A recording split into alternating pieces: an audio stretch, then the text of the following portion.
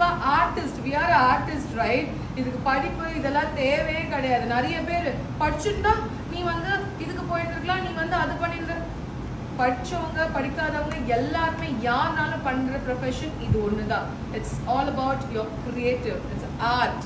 Okay, so someone is like யாராவது கிண்டல் பண்ணாங்கன்னா மோக் தேம்,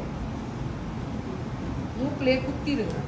3 hours ஒர்க் தானே நின்று பாருங்க. 2 hours 3 hours our position should be here. Okay, குனிஞ்சு வேலை பார்க்கணும். நேற்று பார்த்தீங்கல்ல பெண்டு கலந்து தெரிஞ்சுதா?